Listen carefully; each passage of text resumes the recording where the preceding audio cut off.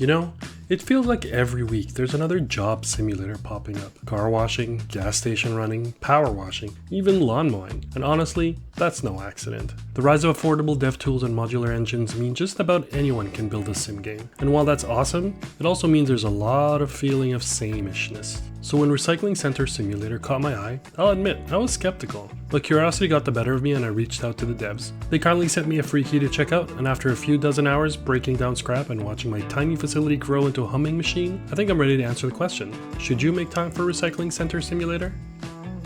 At its core, Recycling Center Simulator is exactly what the title promises. You start as a small operator, bidding on waste contracts, traveling to sites and manually collecting the junk. Then, back at your facility, you sort, process, and sell whatever you can reclaim for profit. Early on, it's all hands-on, picking up bags and garbage, sorting plastics from metals, running the machines. But as you expand, you unlock automation, conveyors, sorting lines, shredders, compactors, and start hiring people. You start tuning your manual labor into a full-on industrial rhythm. And that's where the game clicks. There's something deeply satisfying about finding the most efficient way to separate and upcycle your materials. It almost feels puzzle-like you're engineering the perfect flow of trash to treasure.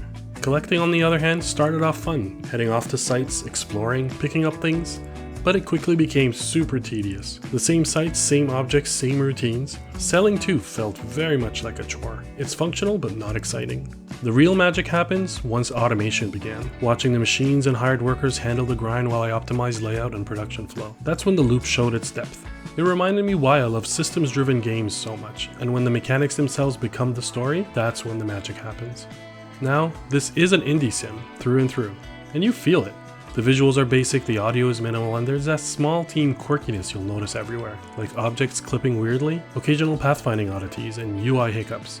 But to the game's credit, nothing ever broke my session, or the immersiveness of the game. It is rough around the edges, but in a kind of a charming way. Like the game knows it's small scale, and leans hard into it. So, for a quick review, the core loop is strong, sorting, automating, and optimizing feels genuinely rewarding. It's super relaxing, the kind of game you can play after work while a podcast or video runs in the background. For its price, it's great value. There's enough here to keep you busy for quite some time. And it's still getting updates. New machines, processing options. The devs seem to really want to stick behind this one.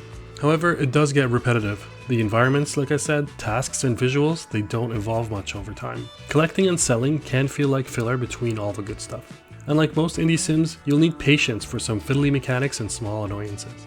So, should you make time for Recycling Center Simulator?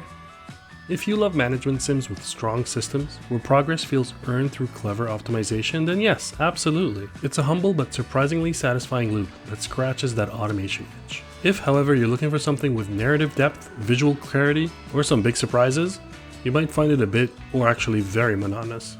But for me, it's one of those quietly good sims, the kind that starts slow, grows on you, and rewards you at the end for sticking around. So if you've got a soft spot for turning chaos into order, then definitely make time for Recycling Center Simulator.